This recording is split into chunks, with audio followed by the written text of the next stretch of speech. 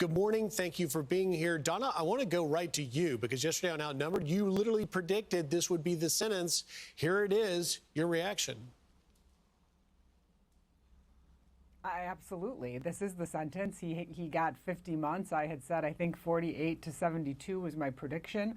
I think this was spot on in terms of a deterrent. He wasn't getting the minimum. A lot of times, defendants that don't have criminal background look at closer to minimum sentences. However, given aspects of this case, given the video that we saw, given the statements by Cassie Ventura, given all of the culmination of facts here, I did not anticipate that the judge would give him the minimum sentence that the defense was asking for. I did think he would go sort of lower than the high number 11 that the prosecutors were asking for, but this is pretty much on par with what I expected to happen. Now, Larry, a year served, so really looking at about 3 years. Do you anticipate he will spend all 3 years in jail? Now, I did some calculations using the BOP policies and programs. He should be out by about November 5th of, 2027. He's not eligible for the First Step Act or the RDAP, the drug program, which gets you out early because he has public safety factors, because he's a sex offender of sorts.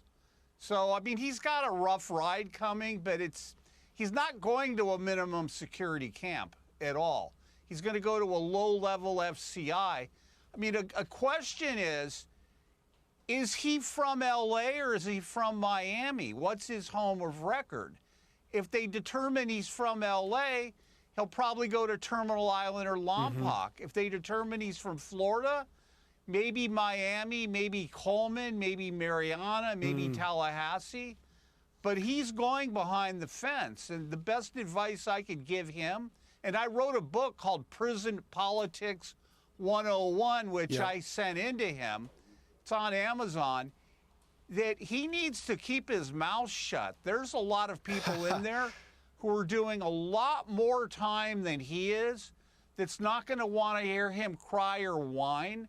They're not going to care who he is. So he needs to really humble himself. You know what I mean? Well, we'll see, Larry, and there's no indication that he will do. Donna, I just want to ask you lastly, I thought it was interesting that the judge said yesterday that the court was not assured that if released, these crimes would not be committed again. What say you?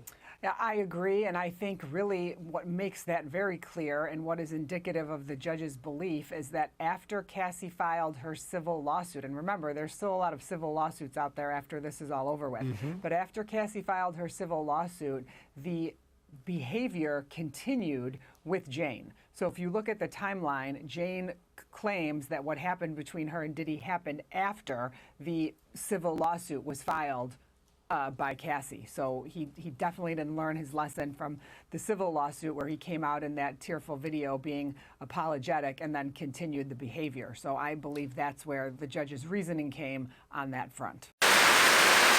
Stitch Lipp Mafia TV back in the building, reporting where the glitz ends and the streetlight shines on cold reality. Today, the hammers dropped hard. Sean Diddy Combs, longtime mogul, bad boy legend, and a name that once shook hip-hop in the courtroom, just got smoked by the feds. 50 months. Over 4 years in the box plus a fat $500,000 fine and 5 years of supervised eyes on his moves. This ain't gossip. It's the latest chapter in a saga thick with courtroom drama. Judge Arun Subramanian made it clear. The music couldn't drown out the facts. Diddy caught his sentence for moving women and male escorts across state lines for his own wild parties. Forget the trafficking charges. Jury walked him on that. But these lesser counts? They stuck like gorilla glue. Judge wasn't buying the tears or the money. Defense tried to play up Diddy's charity, painted him as a family man fallen from grace. But the judge, he saw exploitation. You harmed women you said you loved. That's a direct quote. This was more than a setback, and it's rap royalty behind iron. His defense squad pushed for leniency. They got none. His own kids stood up, begged the court for mercy. In the end, it didn't move the needle. Peep social media and the streets, the crowd split. Some folks say it's payback overdue. Others claim Diddy's still getting off light. The real story? When cash and clout run out, the concrete rules apply to everybody. For a man who wants to find can't stop, won't stop. The only thing moving now is the clock in federal prison.